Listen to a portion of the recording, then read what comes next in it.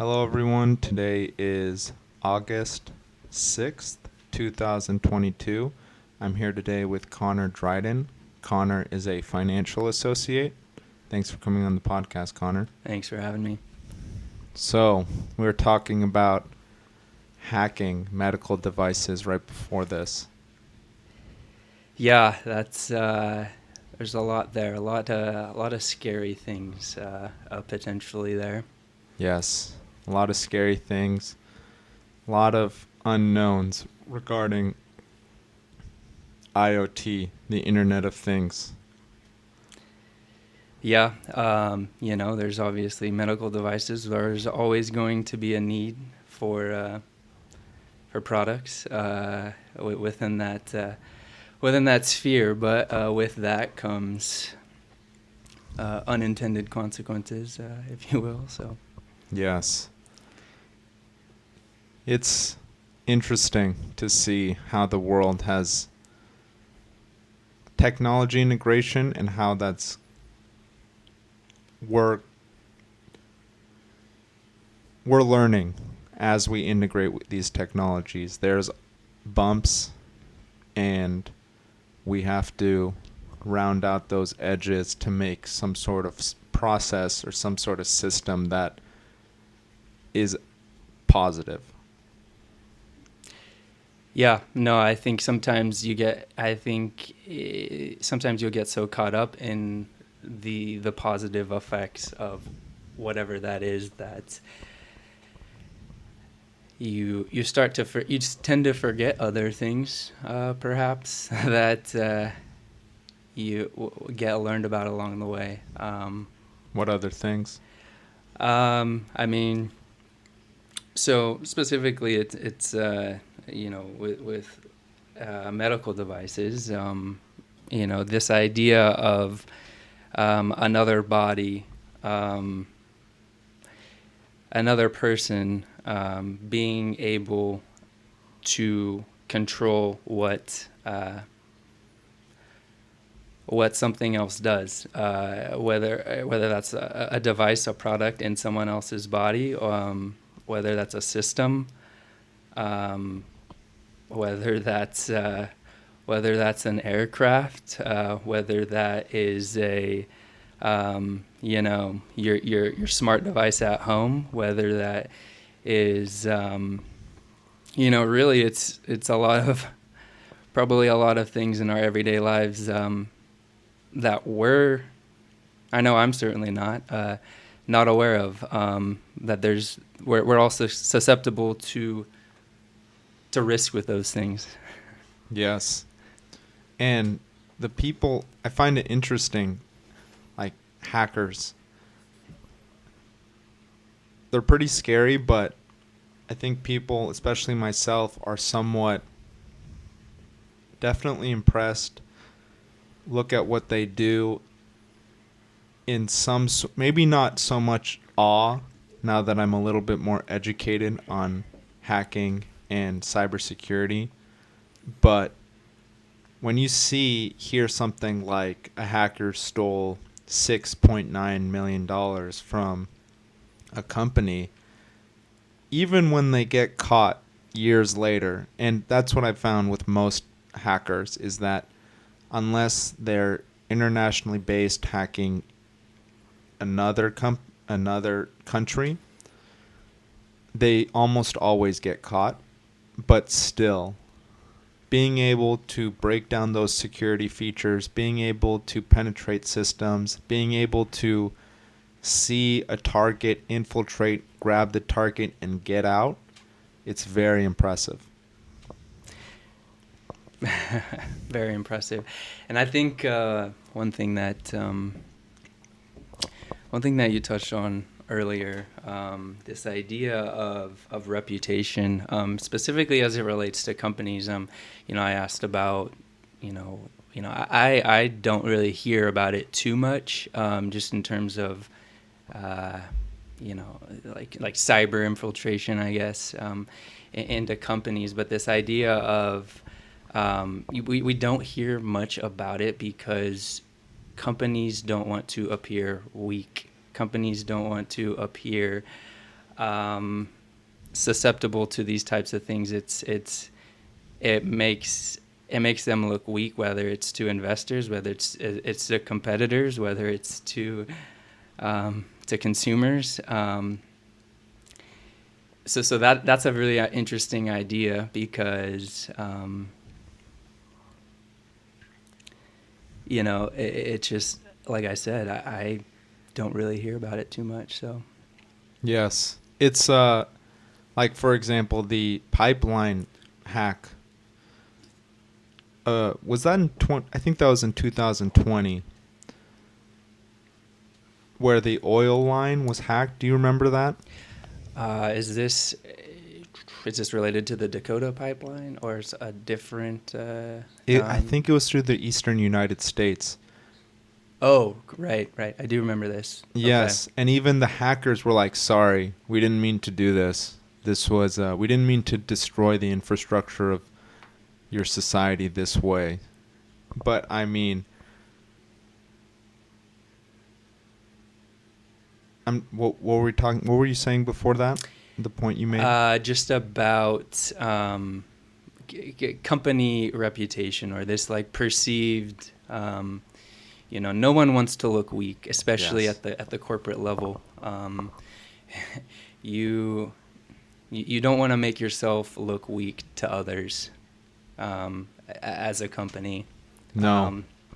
And when it happens, when you're infiltrated, when someone, one person in their basement is into your systems, into your operations, it's not a good look. No. So Yes, and a lot of times, if it's something like ransomware, this was the point why I brought up the pipeline, but when it's ransomware and a hacker is saying, "Hey, give me hundreds of thousands of dollars or I'll delete all your files," then, that's a one-on-one transaction. The traditional thinking in cybersecurity is you should not negotiate with this person because they'll just steal more of your data and keep on blackmailing you for more money. So traditional thinking is, or the recommended guidance is, do not pay off the hackers. That isn't always followed because for some entities, some companies,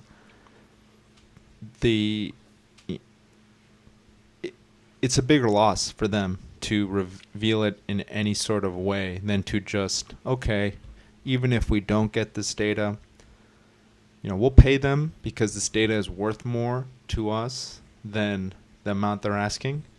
But if we lose it, our company won't be completely destroyed. We'll be able to bounce back. It might not be a huge deal. It could be absolutely devastating.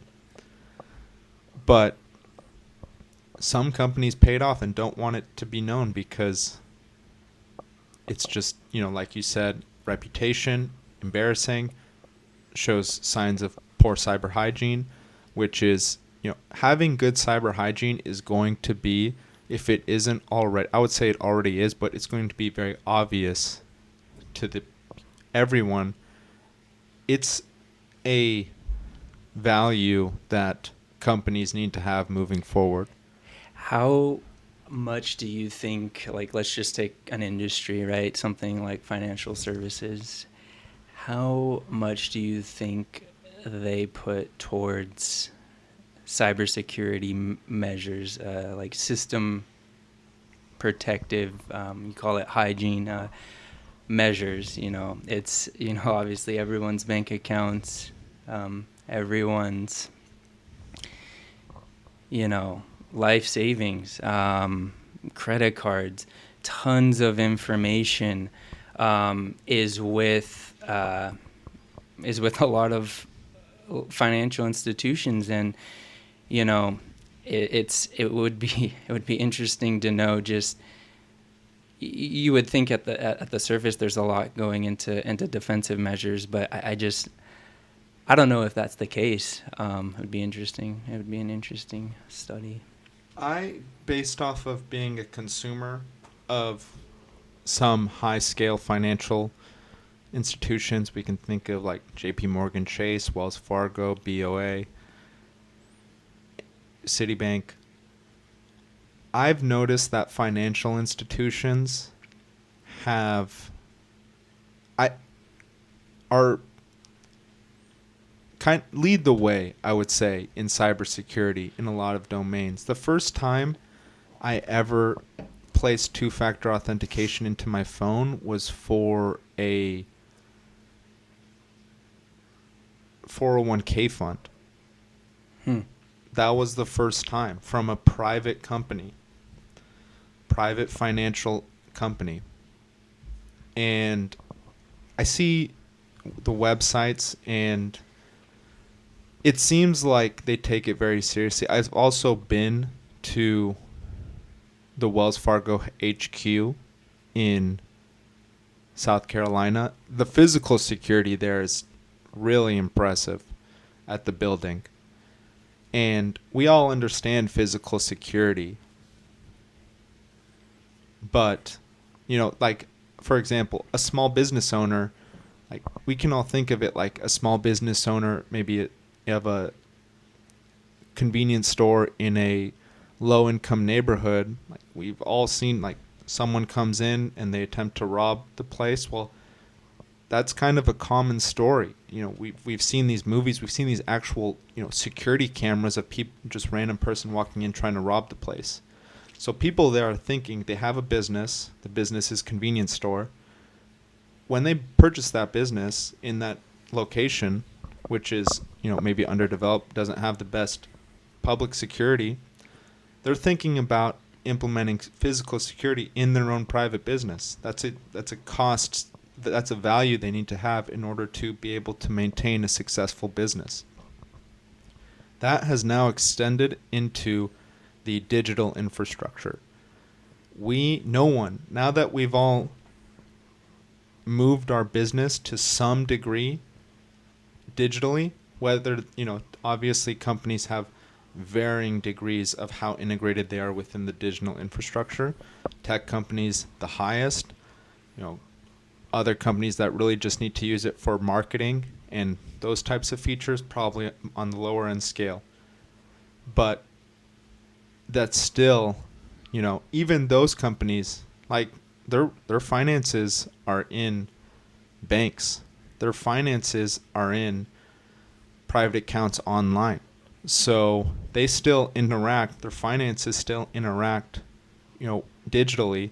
So it's still vital for people to understand good cyber hygiene, especially when it comes to our financial accounts, whether that be retirement accounts, bank accounts, credit card accounts, crypto accounts.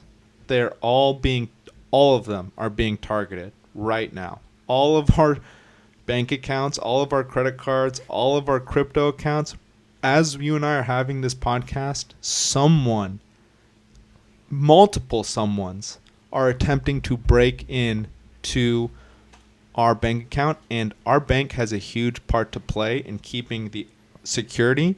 They have the majority, but we also, when it comes to our personal finances, have responsibility in that, because social engineering, do you know what social engineering is, Connor? Mm-hmm. Social engineering is a type of hacking where you don't attack the computer system. Mm-hmm. You target the human, and you try and get the human to disclose their information, whatever that may be, their password, their social security, anything. Yeah, and I think to that point, I mean, you hear a lot of that targeting, like the elderly community, to which it's terrible because, you'll hear stories of people posing as grandchildren of elderly and, telling them that they're in a life or death situation and need money. And of course, these folks, are going to do whatever it is to, help out their children or what they think is their children. And, it's terrible. I know that, like, I know the elderly in specific have been a large target in that. So I've heard recently, I didn't even realize that elderly people were specific targets. I recently heard a pretty terrible case of uh, an elderly, social engineering attack. It's not even like it's nothing to do with hacking into firewalls and going into virtual environments. It's just going to an older gentleman who is just doesn't really understand so much what's going on, the risks involved with cyber, the risks involved with social engineering. Like you and I, we hear these news stories of elderly people getting targeted. Elderly people, it's more difficult for them to find these news sources. So this needs to be communicated to them by a source that they trust. A source that they trust needs to tell them, hey, this has happened. You're more liable to being targeted and that's, That's 100%, and it's you're getting to a point about lack of education to that community, which is really the situation. I could speak from personal experience. It's that community doesn't, elderly folks don't really interact, or they're not on reading the same types of things we are on day-to-day basis. Their day-to-day lives are very different than our generation, millennials or Gen Zers, whatever it may be. And I think that there's just an education gap with what's going on as far as scams and stuff related to that they just they don't know about, and it's up to the people that are closest to them to really educate. Like for example, have I'll speak with my grandma about specifically these types of things. Just whether it's you won't be receiving a phone call from the IRS. Usually it's always via mail that they'll contact you if they do need to get in contact with you.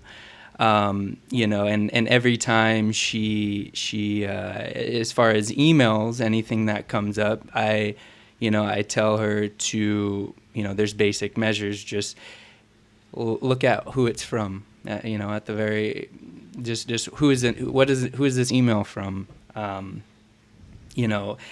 Just think about what they're asking for. Don't ever respond, but just think about what they're asking for. Who is it from? And then I ultimately told her, just call me or text me if you're unsure. Don't make a decision out of fear, because it's scary. It's scary. Yes. Not even our grandparents' generation, but even our parents' generation are susceptible to this as they get older, as they're leaving the workforce. It takes, even people our age, we're in our late 20s. They have a difficult time keeping up with the technological advancements of today. It's true. The gap is growing a little bit, I think. It is growing. The millennials aren't having such an easy time using the technology the way that, you gave us an iPad 10, 12 years ago. Boom, we're the best ones to use it. Well, new tech is developing and it's becoming more complicated, and we're getting older. Our brain adaptability, pliability isn't as elastic as it was. So,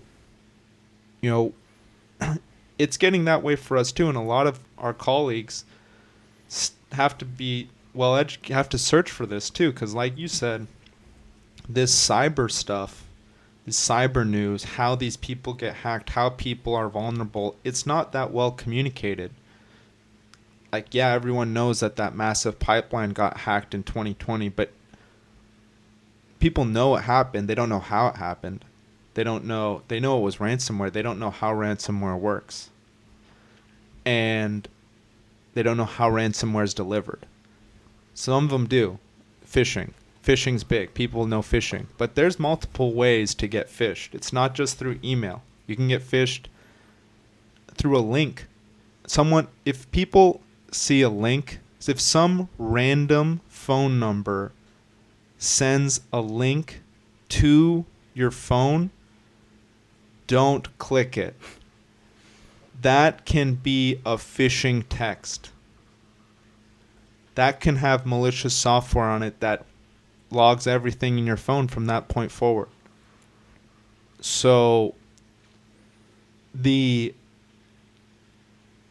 playing board has grown and is growing exponentially at this point, because now that IoT has become, manufacturers are able to do it at scale very easily on many products. The playing field for hacking, for defending, is just growing to a point where we can't even fathom it. So it's an exciting time to be a hacker and to be a cybersecurity defense person.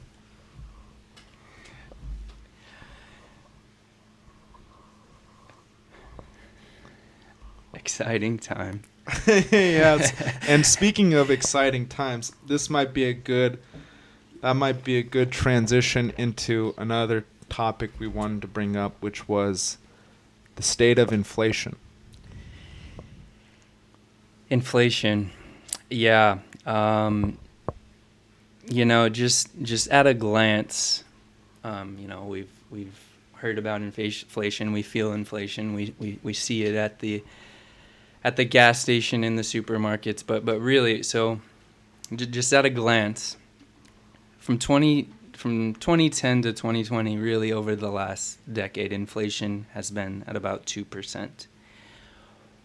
What we've seen in 2021 and so far in 2022, inflation is up to 7 and 9% respectively. So what does that mean, and really, how did we get there?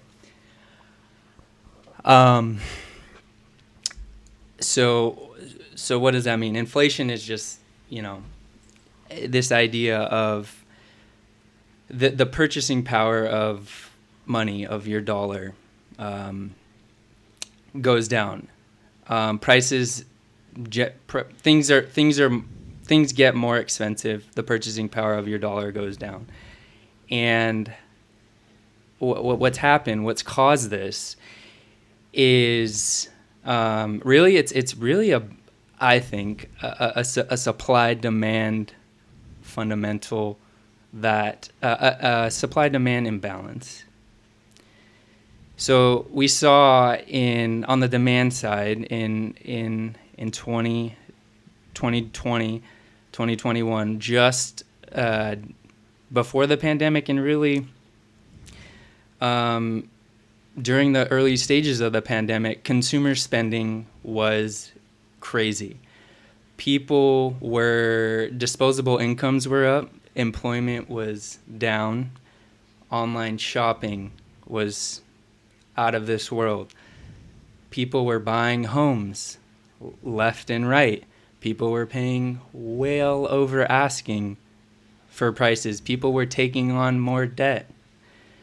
Consumer spending was at unprecedented levels in 2020, 2021. Demand was crazy for everything. So that's the demand side. Supply side. When COVID hit in March of 2020, we obviously saw a shock. So, people started to get sick. Factories started to shut down, the way goods and services were delivered was disrupted. Supply chains were confused. And what that did was create a huge imbalance. So you have demand that's at crazy levels. You have products that can't get to consumers. And what we saw from this is, as a result of this, as a result of these two things, prices go up. So consumers need to pay more for the product. And what's really crazy actually is the government kind of added fuel to the fire, if you will, with this stimulus that happened. So the 3 different rounds of stimulus, there was money, the money supply went up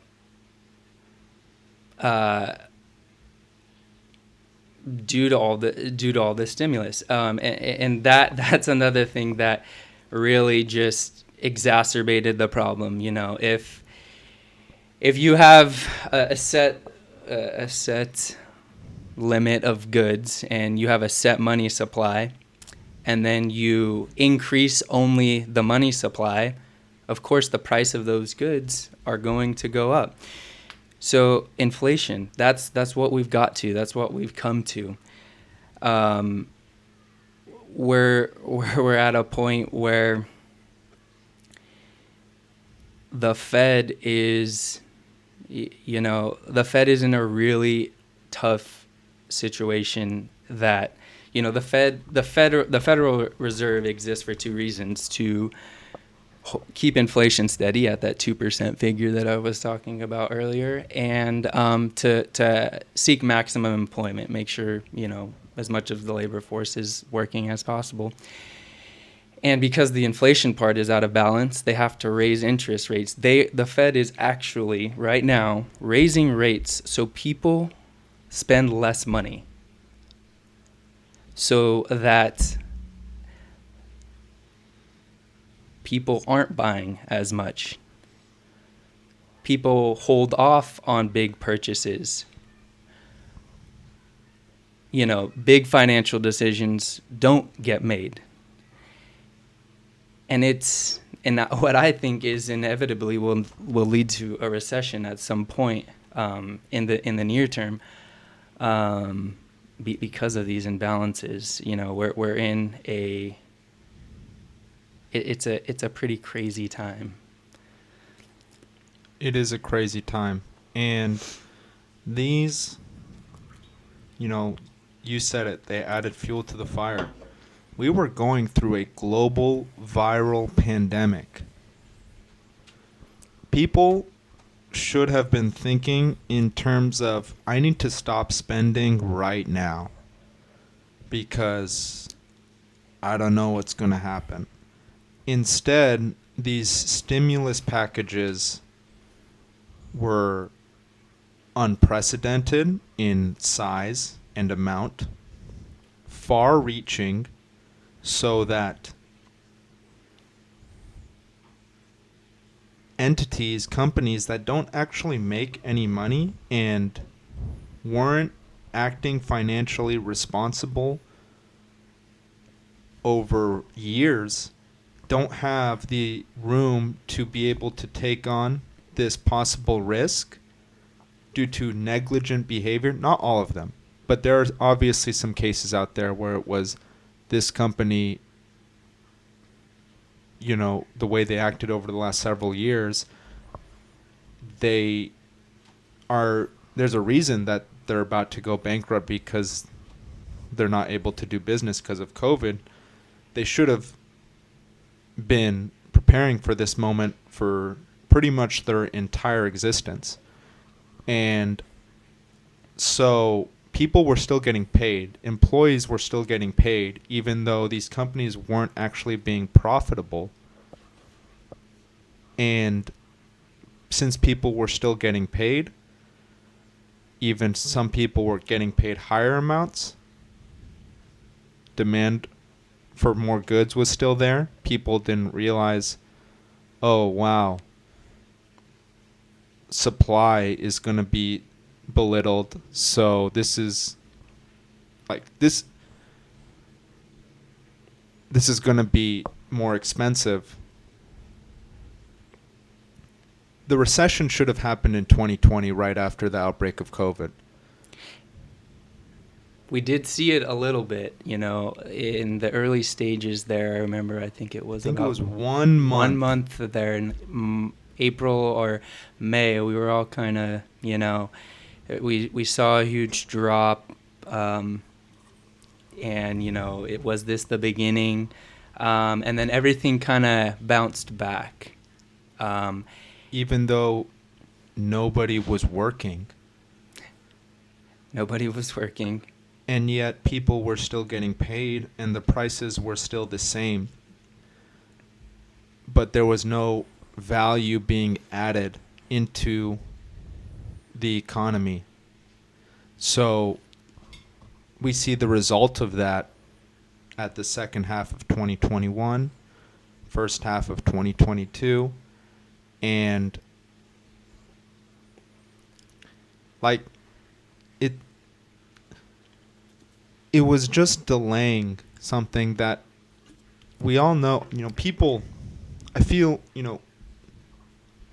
there's been, I don't know when exactly the financial market that established in the USA became, so readily watched, so readily calculated, so readily documented.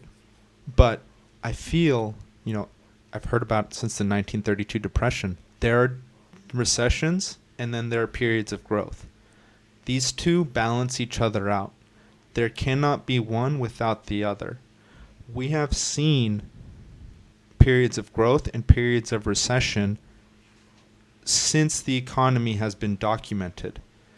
And yet we attempt to put off the inevitable, and it was reckless. It was so reckless. And I think one of the biggest reasons may be the age gap right now of authority.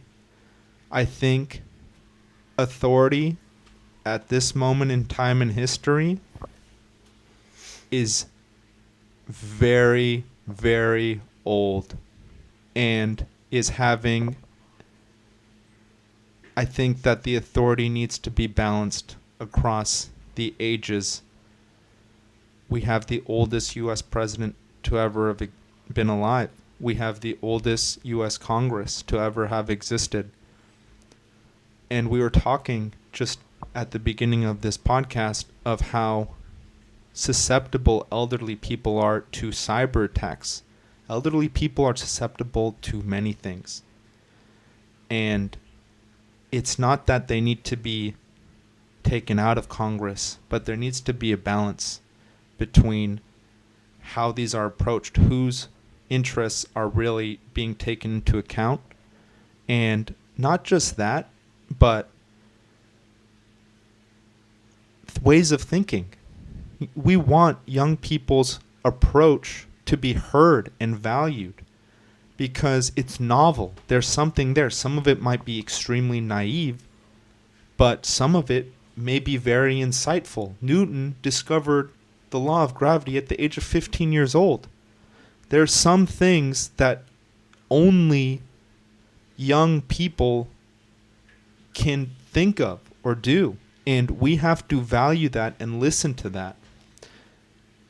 And I don't know if the values of the entire demographic were instituted in the policies that were implemented throughout the world in 2020, 2021.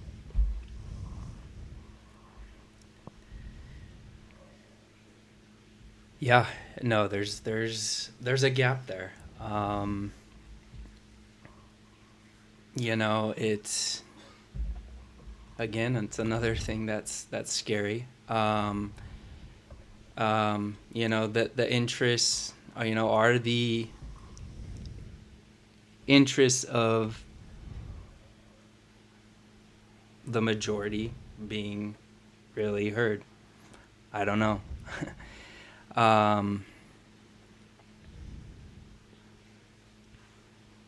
Neither do I. But what do you see? So, moving aside, inflation, it's here. We can think of the reason. Supply decreased, demand increased. There were many reasons. The supply chain broke down at some points probably because of COVID and the lack of work. But whether that be stimulus, lack of actual work getting done, various reasons, supply lowered, demand increased. Now we're here, August 2022. The last 6 months have looked much more bleak than the previous year and a half. How does that make you feel? Yeah, no, that's exactly it. There's this pending kind of loom going on right now, of the inevitable, of the unknown. What's happening next, what's going to happen next. Fear of recession, of course, is on everyone's mind.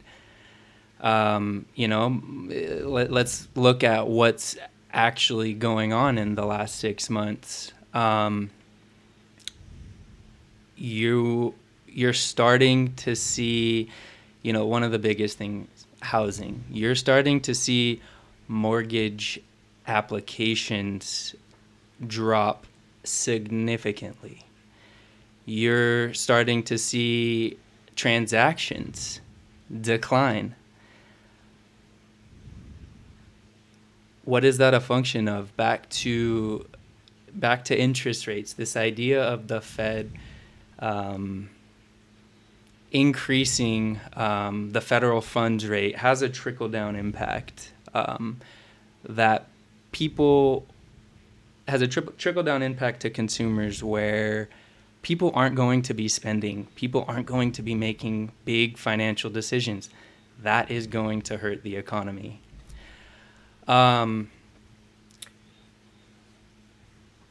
It's scary, because every time since the Great Recession, way back in, what was that, 1930s? That was the Great Depression.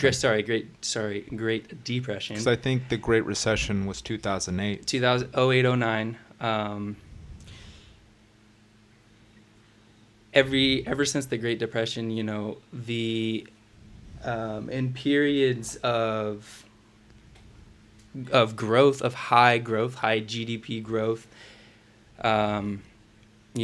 large activity in the economy, the Fed raises interest rates to try to offset, like I said, back to employment, holding employment, seeking maximum employment, holding inflation steady. The Fed has not raised interest rates this much since the early 90s, and there's going to be an impact of just no one is going to be buying things like they did in the last few years, and it's going to hurt. That's my hypothesis, at least. So people know about the Fed raising rates and that affecting mortgage rates. But the Fed raising rates also affects credit card rates, correct? So, yeah, just when the Fed raises, so banks in general a lot of how they borrow is based off of the federal funds rate. So when the federal funds rate goes up, the cost to banks increases. So which means the cost to consumers taking on loans, taking on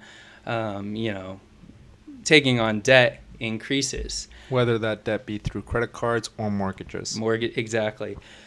So no one wants to have a high interest rate debt. Like I said, it's not a good recipe. It's not a good recipe. And if rates raise too quickly, and I think just we're gonna see. I mean, so the definition of a recession is 2 declining quarters of GDP growth. So GDP is just, it's gross domestic product, how much people are buying and spending, how much the government's spending, how much people are investing, how much, the country's exporting versus what they're importing. It's just a measure of the economy. So a recession in and of itself is defined as 2 negative quarters of GDP growth. In Q1 and Q2 of 2022, we've already done that. We're technically in it right now. We will feel it more, in the second half of, really, I don't know when, but it is around the corner. What does it look like? What does this, because right now we're seeing prices rise, we're seeing demand lower, and technically we're in a recession. So that's interesting, because I've seen all these memes in the last month of the White House changing the description of a recession. So to say we're not in a recession, I don't know. I've just seen that meme just mass shared. So that's interesting to know what the actual definition of a recession is. There's different types of I think I forgot what agency, but as the one that I've heard is 2 negative quarters of GDP growth, which is what we've experienced. Okay, so we're seeing prices rise. We're seeing demand for consumer demand drop. But you're saying we're going to feel it around the corner. What does feeling it mean to you? Yeah, feeling it. It's going to be a lot of things. I think just, wow. Yeah, there's so much there. Get closer. There's so much there as far as feeling it. You're going to see, let's just start with businesses. You're going to see businesses not being able to produce, not being able to generate the revenue that they used to because of people aren't buying things. You're going to see, or not just because people aren't buying things, but because the cost of debt, of taking on more debt is high, is at a point where it doesn't make sense for a business to do that. So you're going to see businesses, and we've already started to see it. When companies are not generating revenue, expense savings comes next. So what does that mean? That means generally people start to lose jobs. So, and we've started to see that. Rivian had a massive layoff.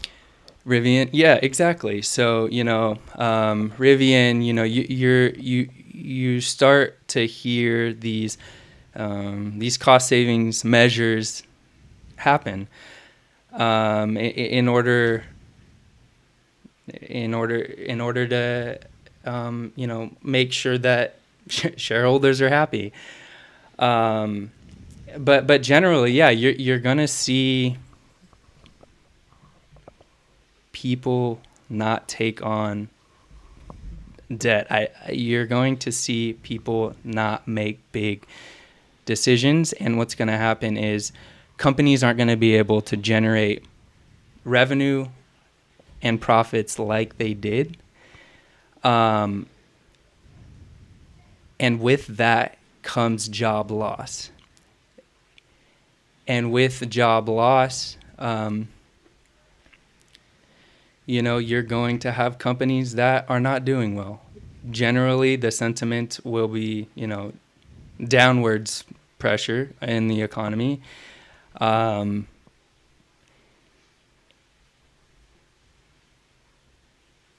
it's never good, No. It's never good. But if we look at, what's happened on average, generally a recession happens about every 7 years. There's some sort of correction to, if you looked at the S&P over the last 100 years, generally every 7 years, there's a correction of some sort. It dips. It dips, right. After periods of growth, you see a dip. We are now, since 0809, we're over 10 years. What is that, 12, 13 years of a bull market now, where we've been seeing just unprecedented growth across our economy. It's inevitable at this stage. And now we have the ingredients as we've outlined for it. So, I do have a question, though, regarding this 13-year bull market. Do you think that, as far as the USA goes, that the gig economy, Facebook, Amazon, Netflix, all these massive companies forming around 2008, or actually maybe not forming, they formed earlier than that, but they became extremely profitable after 2009 and after. Do you think that they had any part to play, or that was more coincidental? Certainly. And I think even just in the recent years, certainly those large tech has a big part to play. And like I said, in these recent years, the profits for these companies, they've tried to use inflation as a defense to justify this. But there's been record profits recorded across all of these large companies. These taking inflation into account. Yes. Oh, absolutely. These companies are very much so a part of the problem. How are they a part of the problem? Yeah.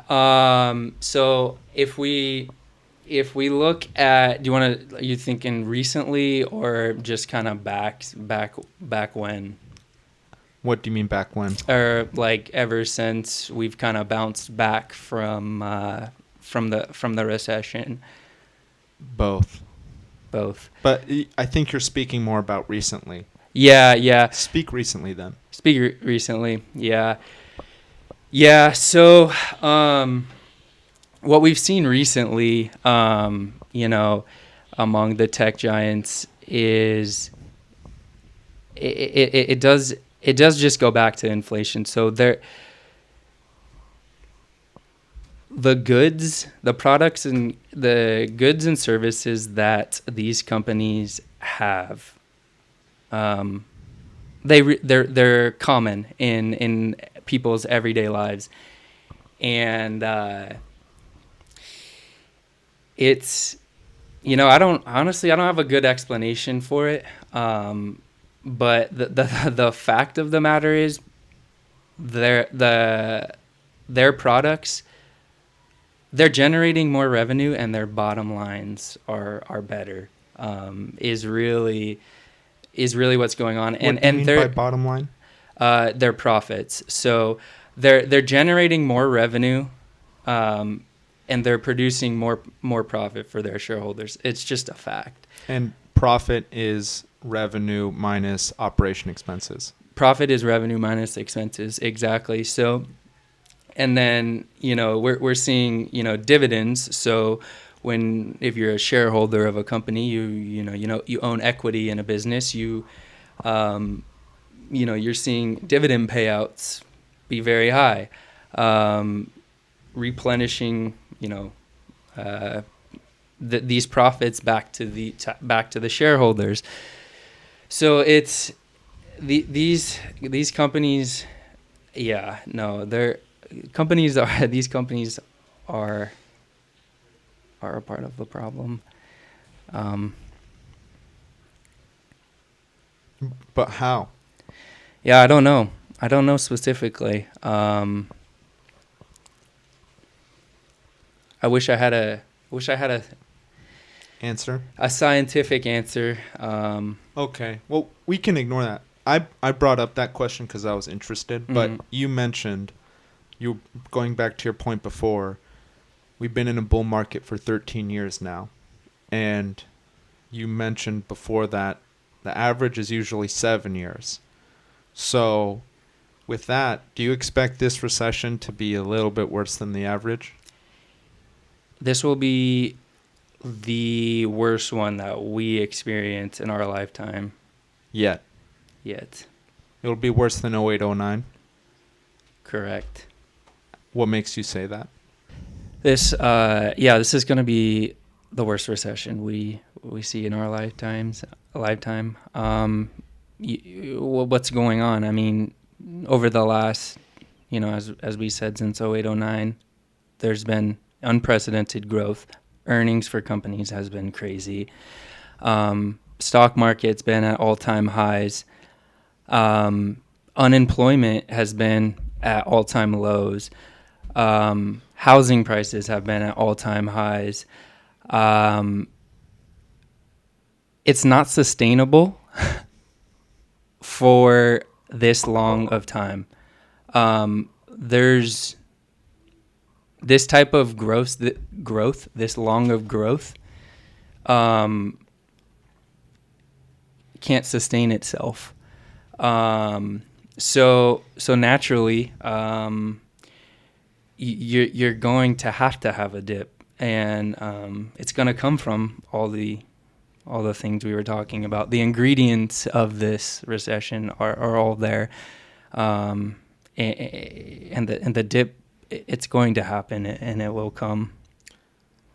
One big thing that I've heard, there's a lot of different parts of this seeming recession. In 2008, 2009, a big part was mortgages, and I think that the mortgage allowance has been regulated a lot better than it was 13 years ago, even with this extremely large demand.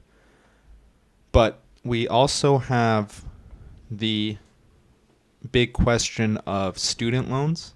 That's $1 billion right there, $1.5 billion, and a lot of people are talking about it. We have the question of this new standard of, a few months ago heard that these, interest-free 6-month payment plans are very popular, and people are taking on these interest-free plans, 6 months interest-free plans. So say you purchase something, but you don't have to pay it off for in another 6 months without interest. So people are accumulating debt, online purchasing debt at unprecedented rates. So it seems like there's a few more ingredients to this recession. There are, and it's always hard to pinpoint something, but certainly there are things. I think we won't really know until it happens. That's kind of how it always is. But as you point out, there are some question marks in areas right now. um, that things that where's the first domino gonna fall? Um, I think is ultimately the golden question. So I think for us, like we alluded earlier, we're in our late 20s. The 2008 2009 recession, unless people our age had their parents affected, didn't notice the. I don't think we noticed the consequences so badly. But now that I'm 28, 29, and can even look at a few of my colleagues that I've known for years that aren't in the best financial position and aren't even in a great position to maintain employment moving forward in a recession economy, because that's important too, being able to maintain your employment through a recession. If you can do that, then you're not going to be one of the victims of the recession. You can still make it through. You can still have a good income and be able to keep on going. yeah, no, I think I just wanted to piggyback off that you hit an interesting point. I think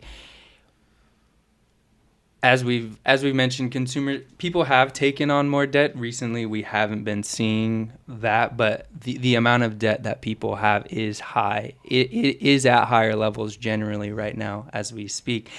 And I think you hit on an interesting point of just savings for people that have that debt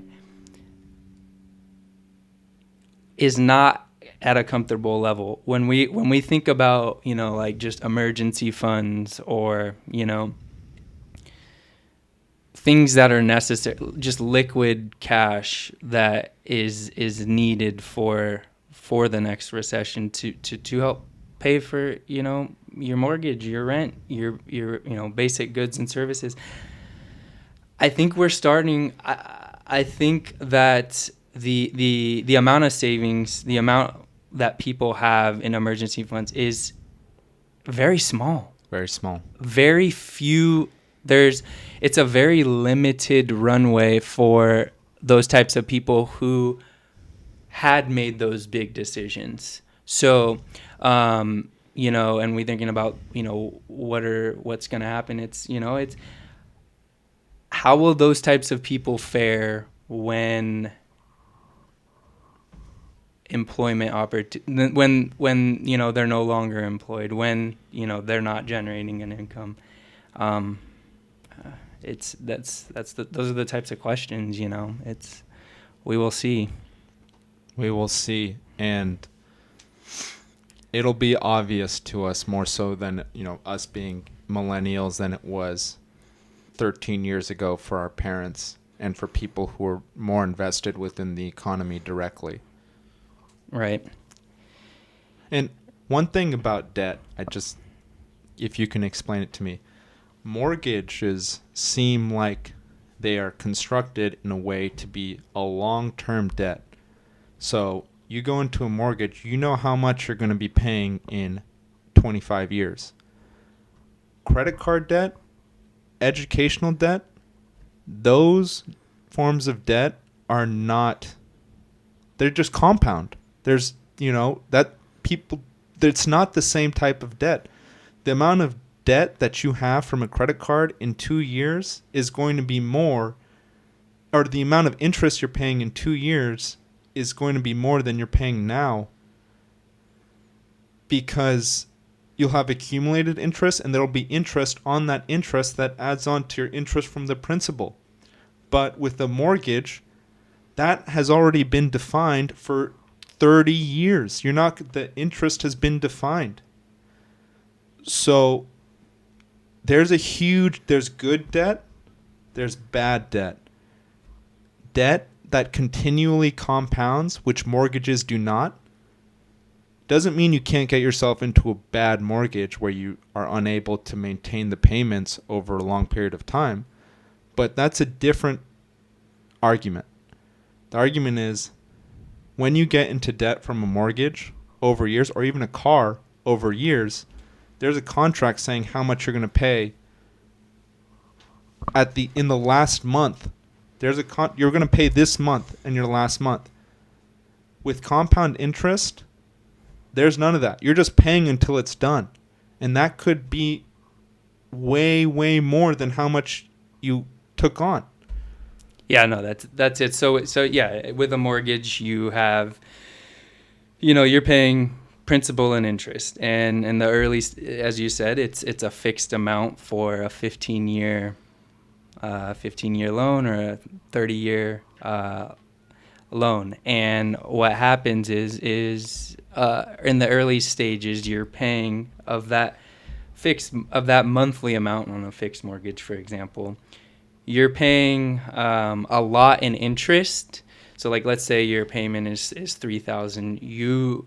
During the early stages of your mortgage, you're paying a lot in interest and less in principal. And then what happens is, towards the later portion of the loan, you pay almost primarily principal and no interest.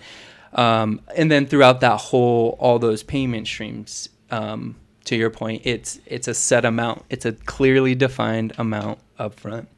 And there's healthy debt, as you were saying. And then there's unhealthy debt, which is credit card debt. It's crazy how people allow banks to generate money from people who choose not to pay off their monthly credit cards, their monthly balances on their credit cards. Yes, the rates are extremely high. 25 to up to 40% with people with poor credit. But you're absolutely right. It compounds over time. So, a 25% interest rate on credit card debt, the unpaid balance compounds in a way that just makes it worse. For a little bit of time, maybe for a month or so, maybe 2 months, not even 2 months, I was investing and simultaneously thinking, I have, mortgage debt and I want to invest, but I've got some credit card, I still use my credit cards and I need to pay those off. And what I usually do is just pay them off weekly, bi-weekly. And I was thinking, well, as long as I don't accumulate interest, but allow my credit card debt to increase, what's the big difference? I'm not paying interest. And then, then I can put that money towards investments.